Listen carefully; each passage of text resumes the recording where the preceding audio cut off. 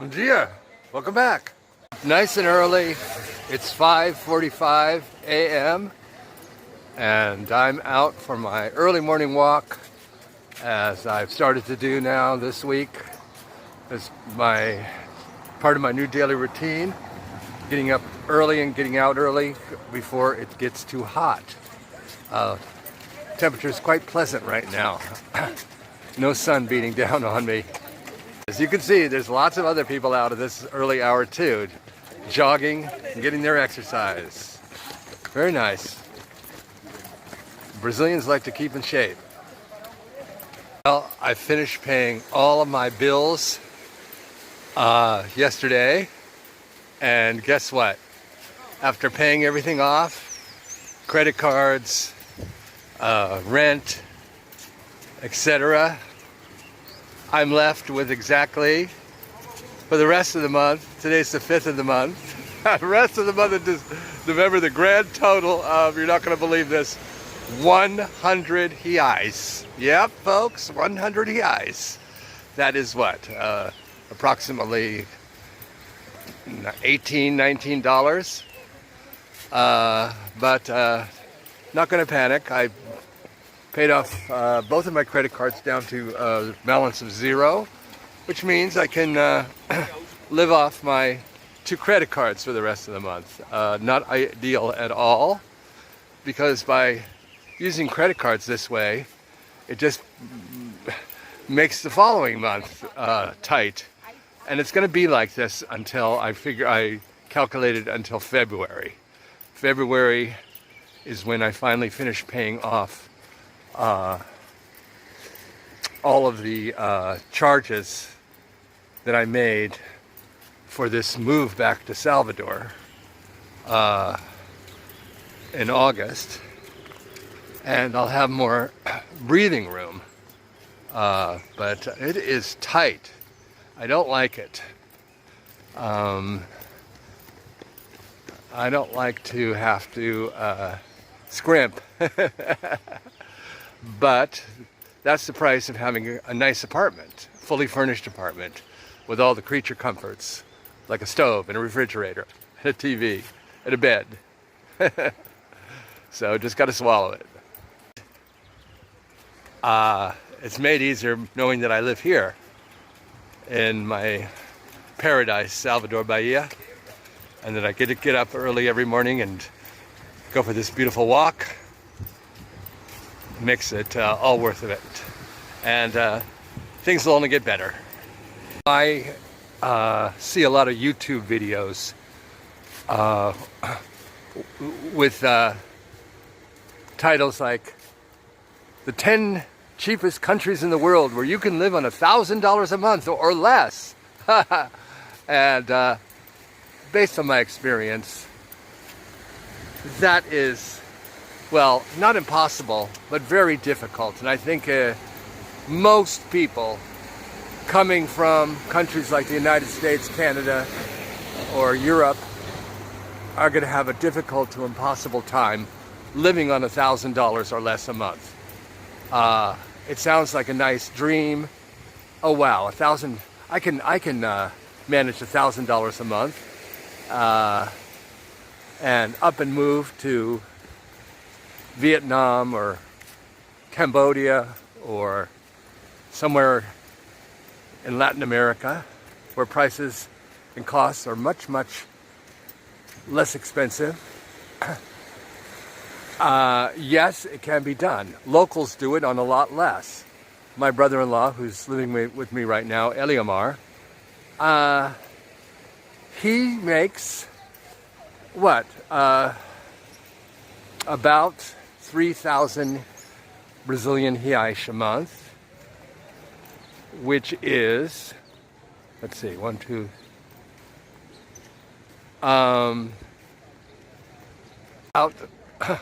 $550 a month.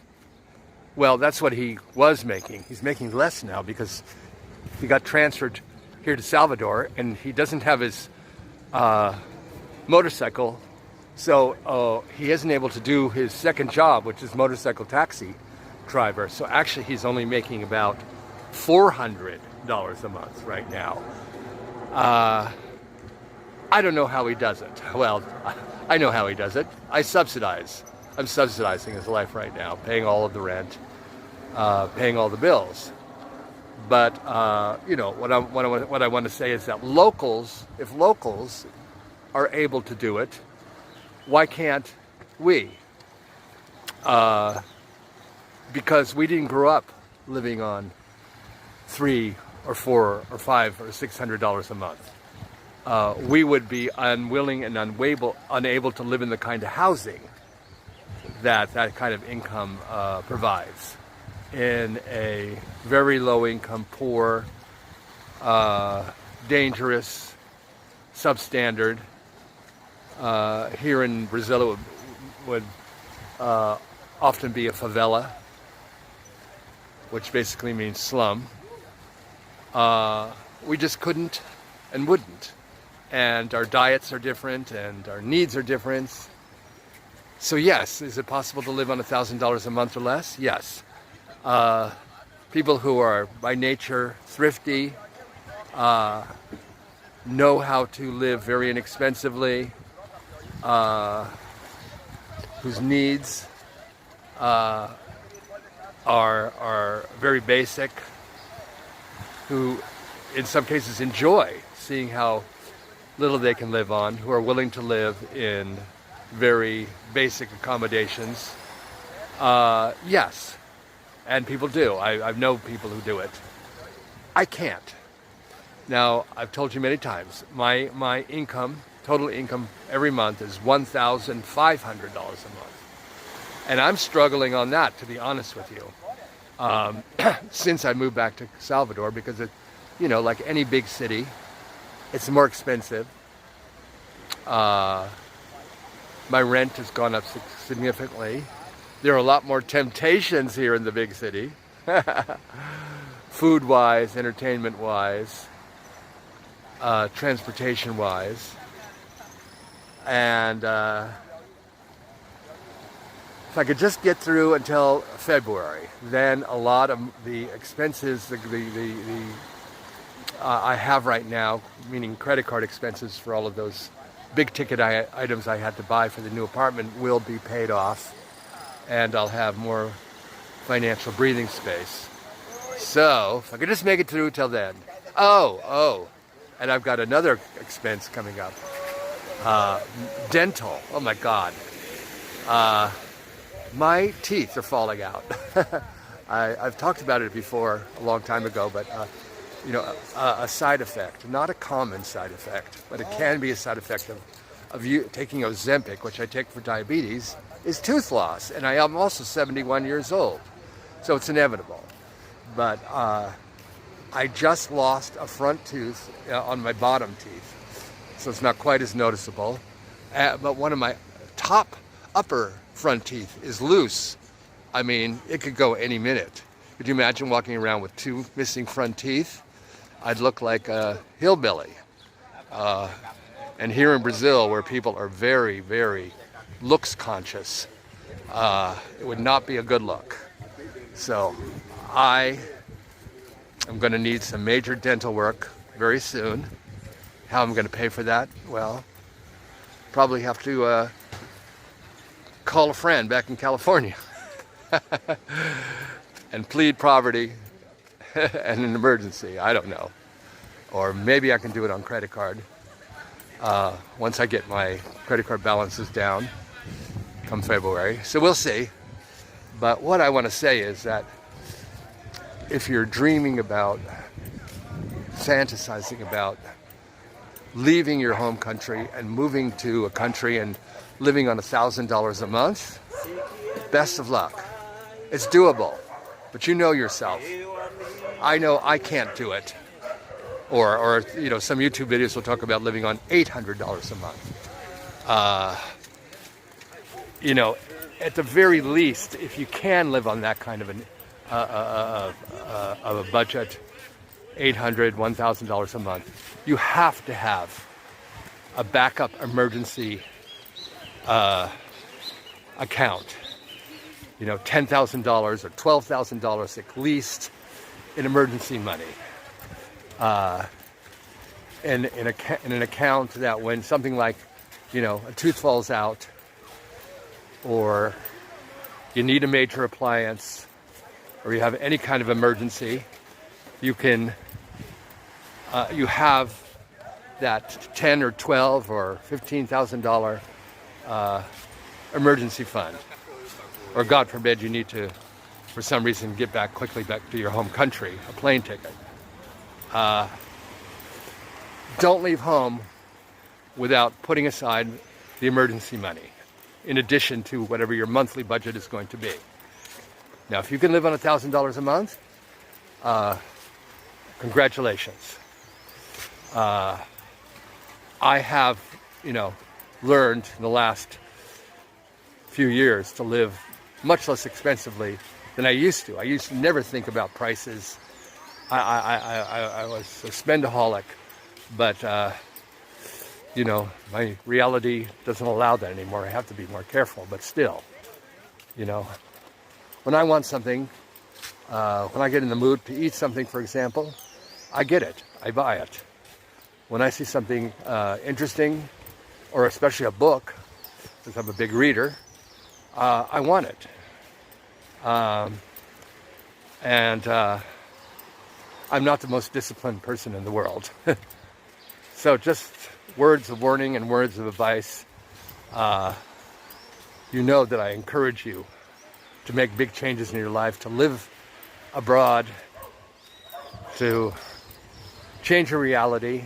If you're living in a big, dysfunctional, expensive country, like the one I come from, but be realistic. That's doubly true if you're older. I'm 71. I've got expensives at this age that I never dreamed of or thought about when I was younger. I was a healthy person all of my life, and I can still consider myself to be relatively healthy, but I have to buy that Ozempic every month for my diabetes. That's $200, the equivalent. Hey, that's the equivalent of $200 a month. That comes right out of my $1,500 a month budget. Then I've got other medications for blood pressure, blood thinners, etc. That's another $60, $80 on top of that. So just that alone. Thank God I live in Brazil that has a free healthcare system, government healthcare system. If not, I'd be in bigger trouble.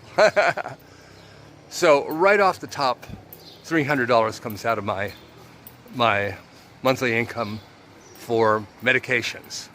I wish I didn't have that expense, but I do. It's inevitable as you get older. If you're young and healthy, try to stay that way. Don't drink alcohol. Eat well. Get exercise. I don't mean to complain or moan. I just want to be realistic with myself and with you. The big picture is that I live well here. I'm happy here. I live far nicer and far more comfortably than many, many of the people around me. So I count myself as lucky. And there's one more expense that I didn't mention I want to, and that's helping other people around you in the community. I'm talking about locals. I'm privileged. The big picture is that I'm privileged. I get a monthly Social Security payment, and my $1,500 a month, which seems tiny, here in Brazil, amazingly puts me in the top 5% of earners. So, help others. I have my family. I'm helping Eliomar with his being able to live and work here in Salvador. I send a monthly allowance to two of Eliamar's daughters who live back in San Antonio de Jesus. I never forget anybody in the family's birthday. I've got a list. Every month there's somebody's birthday, and I always send something. So don't forget to help other people as far as your budget. Saying plan a little bit better than I did. Make your move with a bit more of a nest egg. That cushion that you don't touch unless it's an emergency. And if you're already living abroad and you don't have that emergency cushion, well then start building one, which is what I am trying to do. And I have since I've moved here permanently. It's just that it got whittled down by a couple of unexpected moves, but I got to start building it back up again. I put a little bit aside this month as a start, and when I say a little bit, I mean a little bit, like the equivalent of $60, but it's a start, and every month I will add to that until I feel like I've got a comfortable amount to have an emergency cushion. Oh, and one final note on this subject: learn how to cook. Yes, learn how to cook. I don't really know how to cook except some very basics, and that is a huge expense that I don't need or want, which is eating out a lot. You know, I can make a handful of things, but that gets boring. So do yourself a favor. If you don't cook, if you can't cook, learn how to cook. That I'm grateful for everything that I have, for the life I've had, for the experiences I have had, and the overall picture is that I'm very fortunate. Obrigado Yemenja, Ashe. And my little talk today about finances is not, I repeat, is not meant to discourage you. Contrary, I just want you to be prepared and avoid some of the pitfalls that I've fallen into. Well, I'm not in a pitfall, but some of the just some tips for planning for moving abroad that will save you some headaches and make things easier for you. And there's nothing like a financial cushion, as small as it may be, to make things easier, especially when you're first starting out, because that's the most expensive time, when you're hit the ground and setting things up. Once you've moved and settled, then things start becoming a lot less expensive. But initially, costs are higher, and that's what happened to me. Although I wasn't starting out, I've been doing this for decades, I was kind of starting afresh here in Salvador when I moved here in August, in the sense that I didn't have anything for my new apartment, which was completely empty. So if I had had a nest egg, an emergency nest egg, it would have made a big difference. And I wouldn't be living off my credit cards at the moment. One last final bit of advice: don't ever blow your credit. Don't ever put your credit cards, your credit rating at risk. I've done it. Advice from a failure. I've done it, and I've rebuilt it. And having credit and having credit cards are a great lifesaver, and don't mess with that. Always pay your credit card debt every month. Pay it off in full if you can. Okay, enough about that subject. Now 6:30 in the morning. I'm gonna head back home, have breakfast, feed the cat. Thanks for joining me today, as always, and Bom dia, Brazil!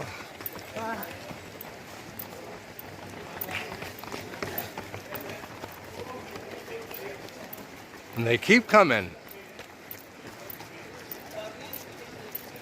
It's the start of another beautiful day here in Salvador, Bahia, Brazil. Só alegria na Bahia. Beijo. Tchau.